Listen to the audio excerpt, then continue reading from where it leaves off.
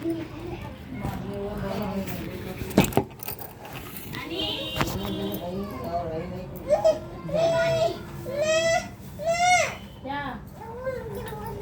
जाओ जाओ जाओ जाओ देने जाओ।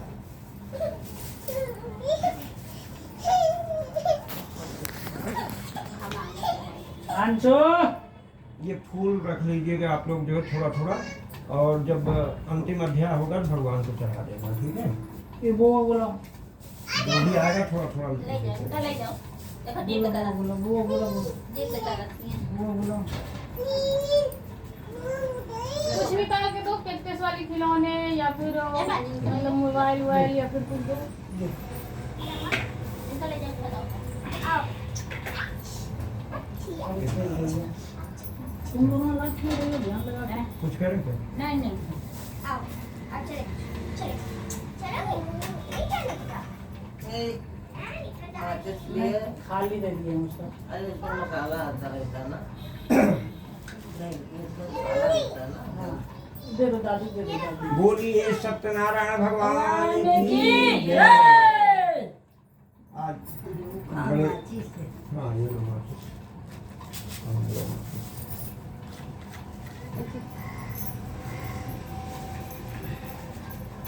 बड़े भाग्य की बात, हमारे अनिल जी भगवान की कृपा प्राप्त करने के लिए अपने घर में भगवान को साग्रह आमंत्रित किया। प्रभु जो है आए और प्रभु इनकी मनोकामनाओं को पूर्ण करें, हर प्रकार से जो है इनका कल्याण करें, किसी भी प्रकार की कोई परेशानी हो उसको दूर करें, बच्चों में सद्बुद्धि हो और इनकी रोजी रोजगार में वृद्धि हो, हर प्रकार से इनका क्लेश मुक्त रहें और हर प्रकार इनकी जो मनोकामनाएं पूर्ण होती रहें। यही मेरी प्रभु से विनती है, यही निवेदन है, यही आग्रह है और प्रभु से जो है करबद्ध प्रार्थना भी। प्रभु कहते हैं कि मेरा वास वहीं पे होता है जहाँ पे जो है सद्बुद्धि और सत्यता होती है। मैं हर एक के जो है हृदय में विद्यमान रहता हूँ, लेकिन कोई कोई ही मेरे इस पावन दर्शन को कर पाता है। अभी हमने जो है भगवान की पूजा 16 विधियों से किया।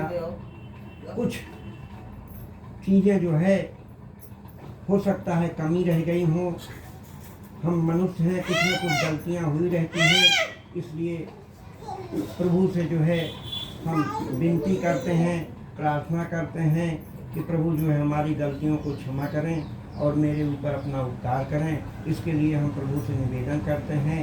मैं बोलूँगा, आप लोग जो है उसको दोहराइए। मैं बोलता हूँ, आप लोग उसको दोहराइएगा। गोविंद तेरी पूजा हमसे न बनी रे, गोविंद तेरी पूजा हमसे न बनी रहे, गोविंद तेरी पूजा हमसे न बनी रे, गोविंद तेरी पूजा हमसे न बनी रहे, गोपाल तेरी पूजा हमसे न बनी रे, गोपाल तेरी पूजा हमसे न बनी रहे, कहाँ पाऊँ गंगा कहाँ पाऊँ जमुना, कहाँ पाऊँ गंगा कहाँ पाऊँ जमुना, कहाँ पाऊँ गंगा कहाँ पाऊँ जमुना, कहाँ पाऊँ गंगा कहाँ पाऊँ जमुना, कहाँ पाऊँ सरजू अदाद भरी रे, कहाँ पाऊँ सरजू अदाद भरी रे, गोविंद तेरी पूजा हमसे न बनी रे, गोविंद तेरी पूजा हमसे न बनी रे, गोपाल तेरी पूजा हमसे न बनी रे, गोपाल तेरी पूजा हमसे न बनी रे, कहाँ पाऊँ माखन कहाँ पाऊँ मिश्री, कहाँ पाऊँ माखन कहाँ पाऊँ मिश्री, कहाँ पाऊँ माखन कहाँ पाऊँ मिश्री, कहाँ पाऊँ माखन कहाँ पाऊँ मिश्री, कहाँ पाऊँ मट की मैं दर्द से भरी रे।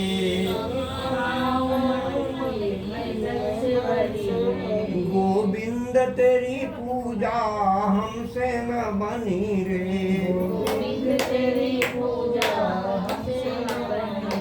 गोपाल तेरी पूजा हमसे न बनी रे।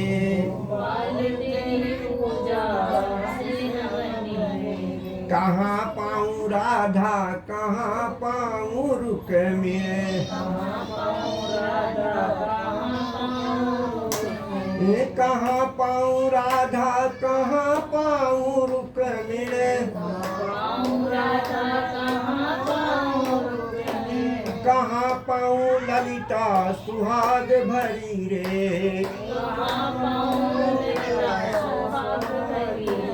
गोविंद तेरी पूजा हमसे न बनी रे।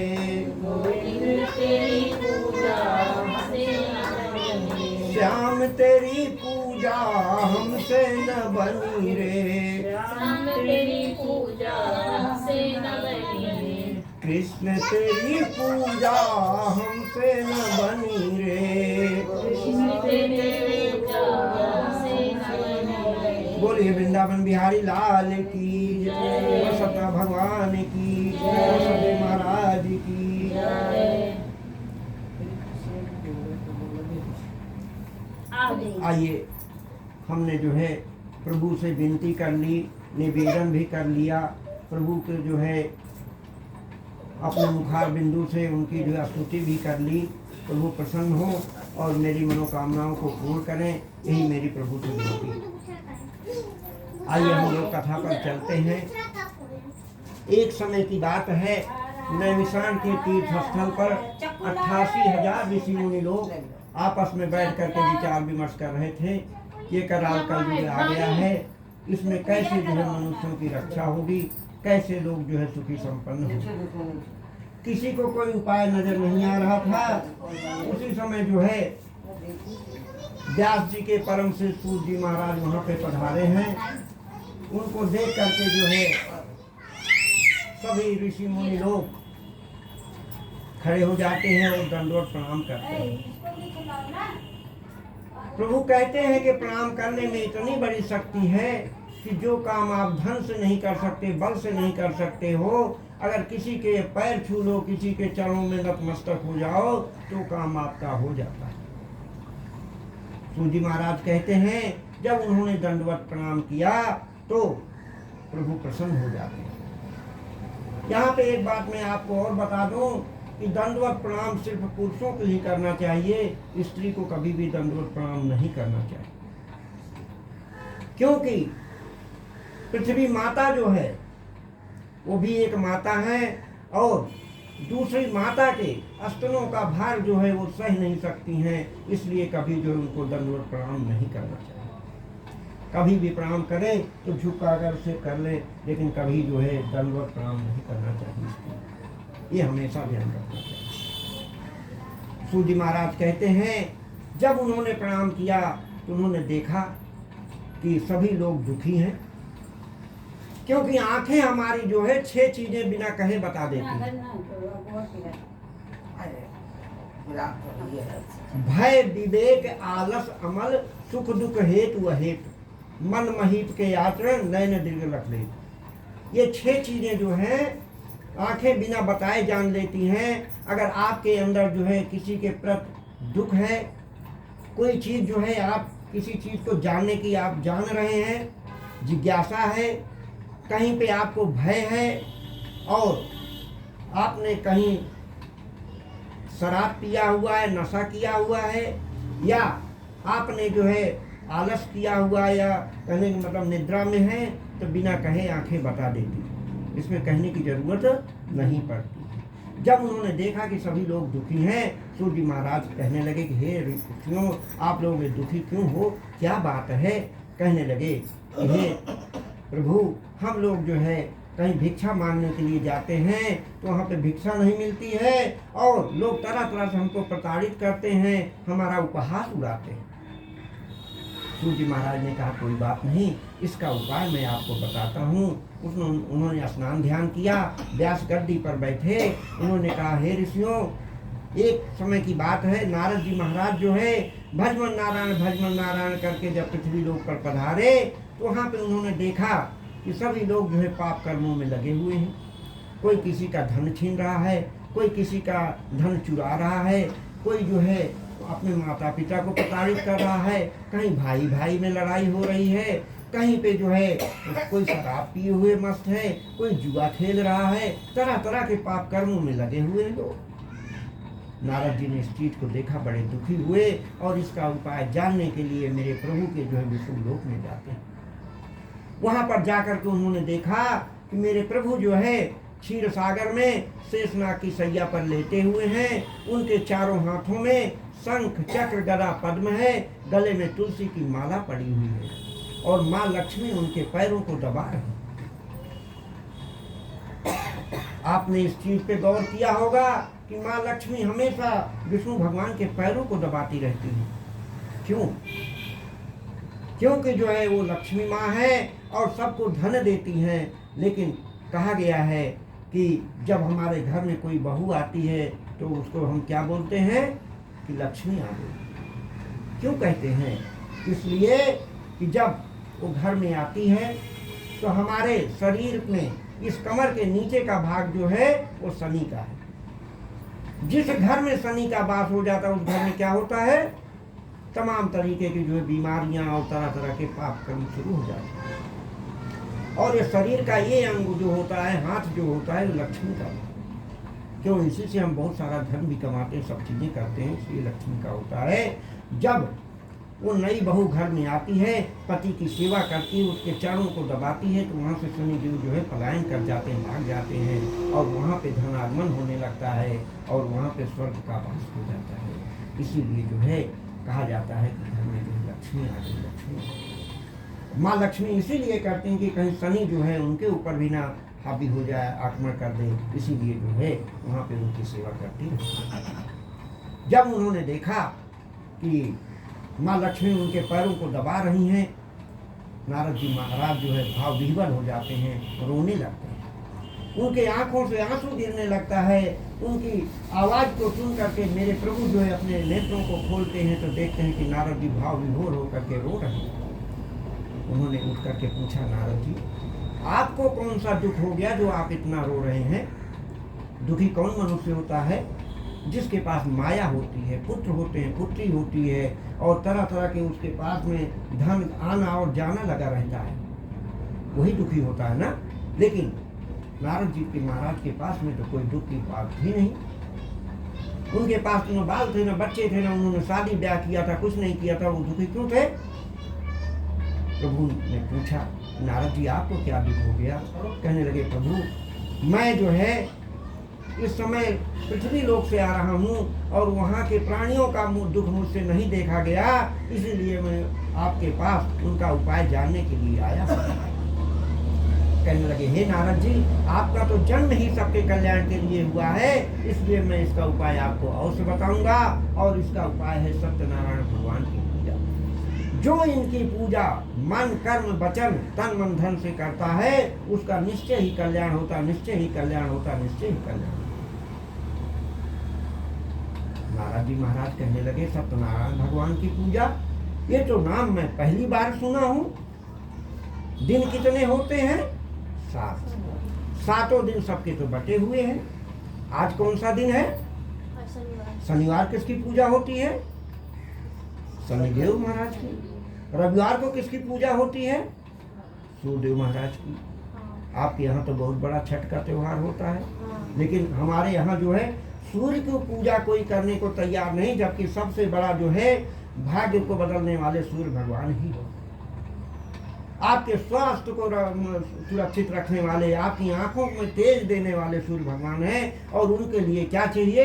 एक तांबे का लोटा हो, उसमें जो है थोड़ा रोली या सिंदूर डाल करके कोई लाल फूल हो, अगर सुबह सुबह उनको जो है नहाने के बाद में 1 लोटा जल दिया जाए, आप स्वस्थ रहो।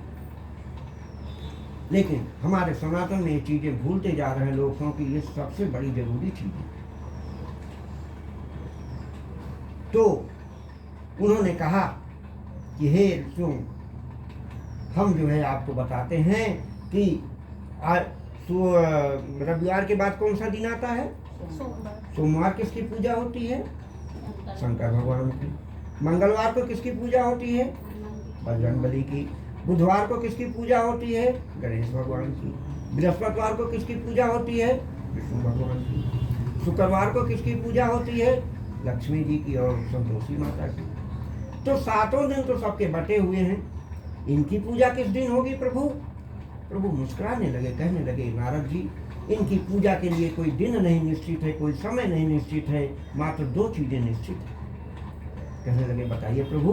कहने लगे जिस दिन इनकी पूजा करनी हो उस दिन उस मनुष्य के अंदर छल नहीं होना चाहिए, कपट नहीं होना चाहिए, किसी के प्रति दुर्व्यवहार की भावना नहीं होनी चाहिए, किसी के प्रति ईर्ष्या नहीं होनी चाहिए।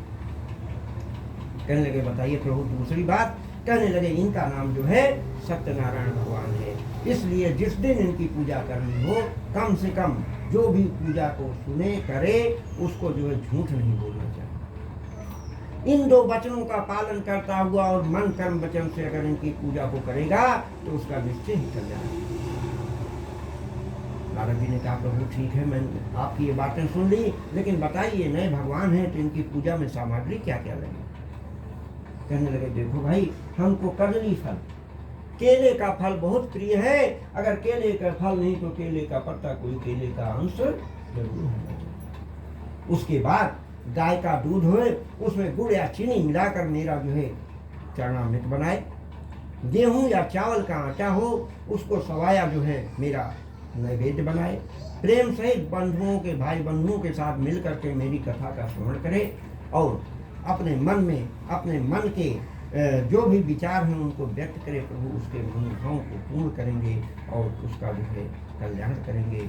इसलिए स्कंद पुराणे लीलाखंडे सत्यनारायण बोल सतना भगवान की जय।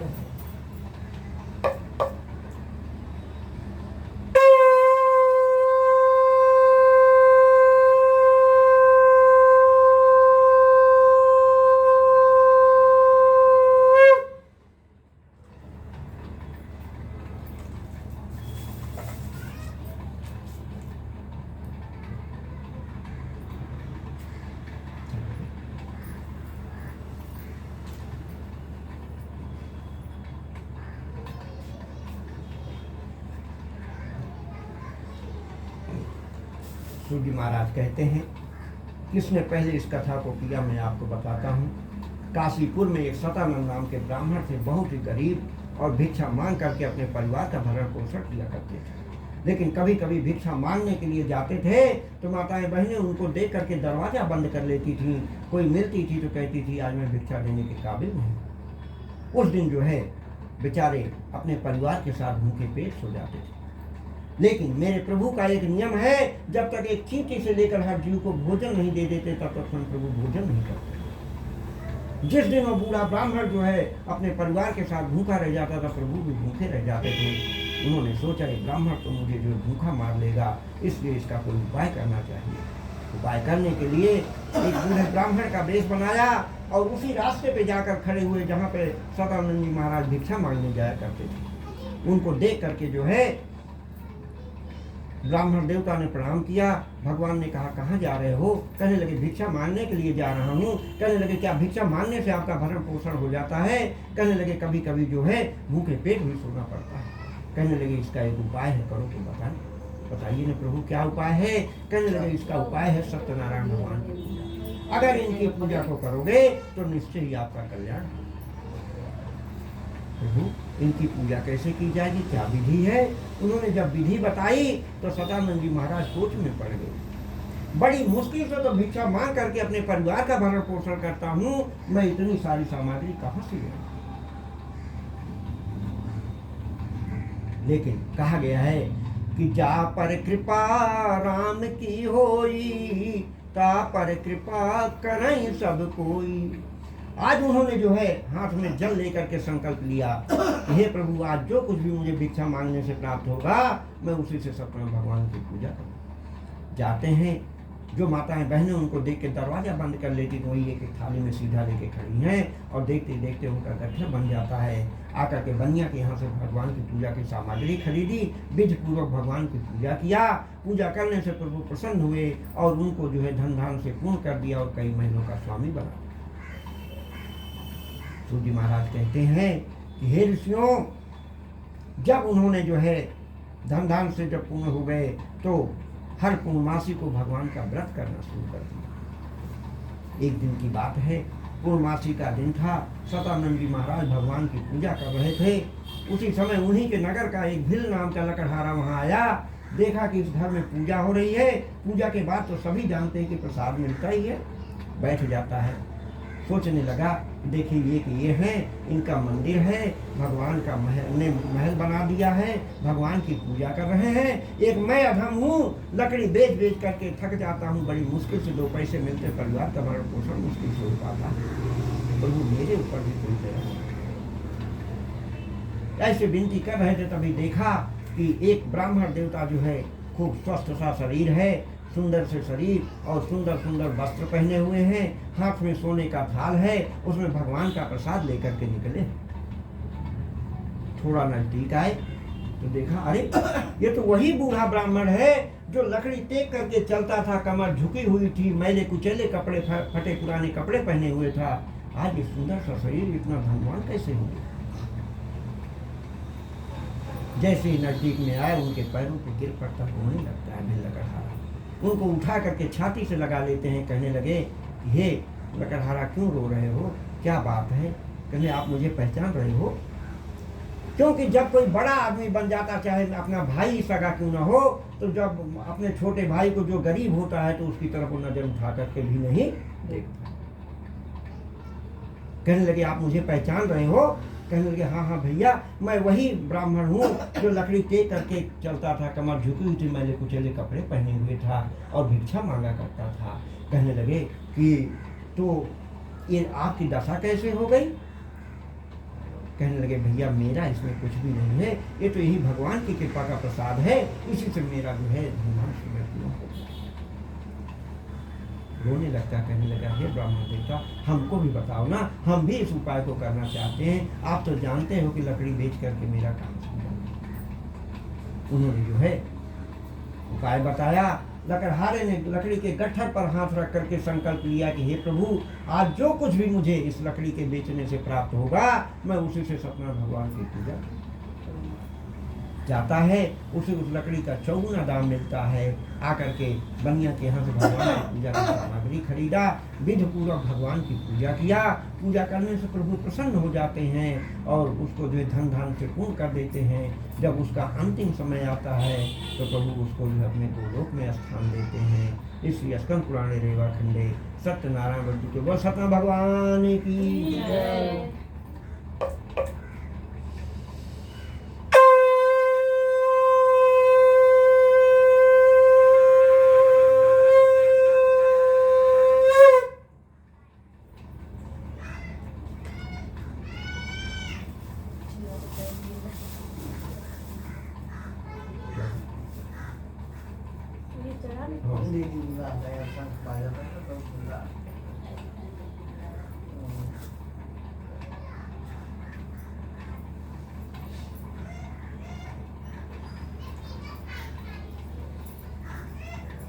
अनिल सोच रहे होंगे कि बार बार पंडित जी हमको फूल दे रहे हैं, हाथ में जल दे रहे हैं, गीला हो जा रहा है फालतू में जो है, पता नहीं क्या बात है। तो इसका मैं कारण बता देता हूँ। ये फूल है ना, फूल क्या ये सूख जाता था अपने सुगंध को छोड़ता है? सुगंध इसकी छूट जाती ही रहती, सुगंध रहती ना। तो इस फूल का संकल्प देने का मतलब ये है कि जिस तरीके से फूल अपने सुगंध को नहीं छोड़ता है, आप कितने भी दुराचारियों के बीच में रहें, कितने भी व्यभिचारियों के बीच में रहें, गलत आदमियों की संगत में रहें, तो भी अपने गुणों को नहीं त्यागना है। उसी प्रकार हमने जो जल दिया है, जल आपने देखा होगा कितना भी गंदा जल है, उसको थोड़ी देर अगर रख दिया जाता है तो क्या होता है, गंदगी नीचे बैठ जाती है और निर्मल जल ऊपर हो जाता है। आप जो है कहीं पर भी हैं, आपको कोई गाली दे रहा है, कोई कुछ भी कह रहा है, थोड़ी देर अगर आप शांत मन से रहेंगे तो वो तो चला जाएगा, आपका बुद्धि फिर भी निर्मल है। इस संकल्प ये जो हमारे यहाँ सनातन में संकल्प दिलाया जाता है, इसका भी महत्व है। यहाँ पे हमारी हर एक चीज का महत्व है, लेकिन हम इस अपने महत्व को इसलिए भूलते जा रहे हैं कि हमारे साथ में दुर्जनों की संख्या ज़्यादा है और सज्जनों की संख्या कम है। तो सूत जी महाराज कहते हैं कि हे ऋषियों, एक कथा मैं आपको बताता हूँ। एक उल्कामुख नाम के राजा थे, बहुत ही विद्वान और तपस्वी थे। उसी प्रकार उनकी पत्नी, जिनका प्रमुग्धा नाम था, वो भी जो है सुशील, सुंदर और पतिव्रता थी। एक दिन जो है जंगल में नदी के किनारे भगवान की पूजा कर रहे थे। उसी समय उन्हीं के नगर का जो है साधु नाम का बनिया वहाँ पे आया। उसने देखा कि यहाँ पे जो है राजन भगवान की पूजा कर रहे हैं। जाकर के खड़ा हो जाता है, कहने लगा, राजन, ये आप किसकी पूजा कर रहे हैं और क्यों कर रहे हैं? आपके पास तो बहुत सारा धन है, आप तो राजा हैं। कहने लगे कि हे बनिया, मेरे पास तो बहुत सारा धन है, लेकिन कोई संतान नहीं है, इसीलिए मैं इस पूजा को कर रहा हूँ। क्या इनकी पूजा करने से संतान की प्राप्ति होती है? अरे कहने लगे, ये तो ऐसे भगवान है कि जो इच्छा करी हूँ मन माही, हरि प्रसाद कछु दुर्लभ नाहि। हर चीज देने वाले हैं प्रभु ने। तो कहने लगे, मेरे भी संतान नहीं है, आप उपाय बताइए, मैं भी इस उपाय को करना चाहता हूँ। राजा ने विधि बताई। बनिया बड़ा प्रसन्न होता है, घर गया। उसकी पत्नी, जिसका लीलावती नाम था, देखा कि आज स्वामी बहुत प्रसन्न है। पूछने लगी कि क्या बात है, आज आप बहुत प्रसन्न हैं? तो कहने लगे कि साधु बनिया सोचने लगा कि कहीं ऐसा न हो कि मैं अभी इनको बता दूं और ये हठ पे आ जाएंगी और उसको कहेंगी कि पूजा करना, अभी पता नहीं संतान हो कि ना हो, वो तो राजा है और हम भी धन खर्च करें। लेकिन जब उसने हठ किया, कहने लगे कि मैंने एक ऐसा व्रत सुन करके आया हूँ जिसके करने से संतान की प्राप्ति होती है। तो कहने लगे कि ठीक है, चलो हम लोग आज ही व्रत को कर लेते हैं। लीलावती कहने लगी। साधु बनिया ने कहा कि अभी संतान हुई नहीं और व्रत के लिए चिल्लाने लगी है, कहीं हम इतना धन भी खर्च करें और संतान भी ना हो। तो उसने कहा कोई बात नहीं, जब अपने संतान हो जाएगी हम धूमधाम से भगवान का व्रत कर लेंगे। प्रभु की कृपा, लीलावती गर्भवती होती है। 10वें महीना उसने जो है एक सुंदर कन्या का जन्म दिया। कन्या बहुत ही सुंदर थी, इसलिए उसका नाम कलावती रखा। जब कलावती कन्या पैदा हो जाती है तो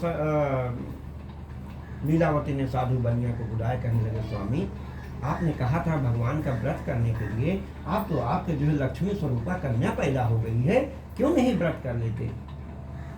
बात तो तुम बहुत बढ़िया कह रही हो, मेरा भी बड़ा मन कर रहा है भगवान की पूजा करने के लिए, लेकिन क्या बताऊं, बहुत दिनों के बाद अपने जो है संतान पैदा हुई तो इसकी छठी बढ़ई में इतना पैसा खर्च कर दिया, इतना कर दिया कि मेरे पास भगवान की पूजा के लिए कुछ बचा नहीं। तब तो जो है वो उदास हो जाती है। उसने कहा, हे प्रिय, उदास ना हो, अभी मेरे पास धन नहीं है, लेकिन जब इसका विवाह होगा तो मैं उसी समय भगवान की पूजा कर लूँगा। धीरे धीरे कन्या सयानी होती है और उसने जो है एक कांचन नगर से अपने बनिए के पुत्र को ले आकर के उससे अपने पुत्री का विवाह कर देता है, लेकिन भगवान की पूजा करना भूल जाता है। प्रभु नाराज होते हैं। एक दिन दामाद और साधु बनिया दोनों बैठे थे।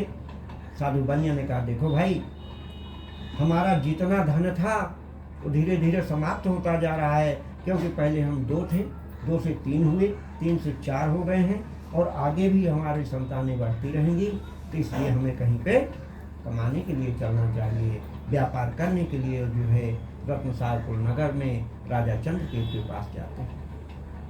वहाँ पर जा कर के उन्होंने बहुत सारा धन कमाया। भगवान ने माया रची।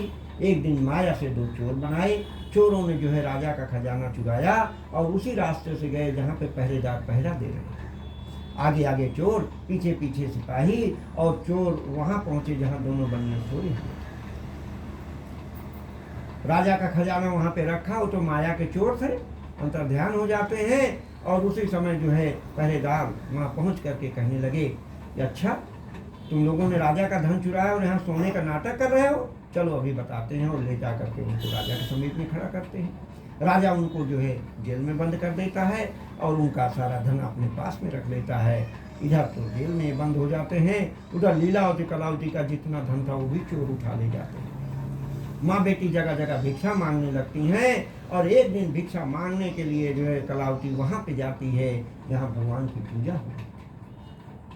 रात्रि का समय था, पूजा में काफ़ी देर हो गई और प्रसाद लेकर के जब वो घर पहुंची तो उसकी माँ जो है उसको डांटने लगती, कहने लगी, हे पुत्री, तुम इतनी रात रात में कहाँ घूमती रहती हो, क्योंकि ना तेरा पति है और ना तेरा पिता है। सयानी लड़की अगर घर से बाहर रहती है तो माता पिता को तो कम चिंता होती है, लेकिन पड़ोसियों को ज़्यादा होती है। उन्होंने कहा, कलावती ने, माँ मैंने कोई गलती नहीं की, मैंने कोई अपराध नहीं किया है, ये देखिए भगवान का प्रसाद मेरे हाथ में है, इसीलिए मुझे देर हो गई। लीलावती ने जब प्रसाद देखा तो उसको ज्ञान होता है, कहने लगी कि पुत्री, मुझसे बहुत बड़ी गलती हो गई, अब जो है तुम सुबह ही जो कुछ भी है घर में उसी से हम भगवान की पूजा करेंगे, हो सकता हमारा कल्याण हो। ब्राह्मण देवता को बुलाया, भगवान की पूजा किया, पूजा करने से प्रभु प्रसन्न हुए और जाके राजा चंद्रकेतु को स्वप्न दिया, राजन तुम्हारी जेल में जो 2 बनिया बंद हैं तुम वहीं छोड़ दोगे तो मैं तुम्हारा सारा राजपाट नष्ट हो जाएगा। राजा भयभीत होता है, विद्वानों को बुलाया, उन्होंने कहा सुबह का स्वप्न है, बिल्कुल सत्य है।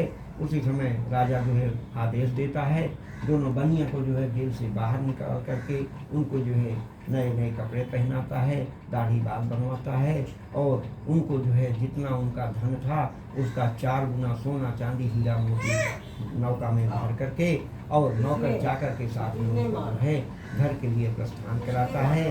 दोनों जो है हंसी खुशी अपने घर के लिए चल पड़ते हैं। इसलिए स्कंद पुराणे देवा खंडे सत्यनारायण व्रत सतना भगवान की समझे नहीं।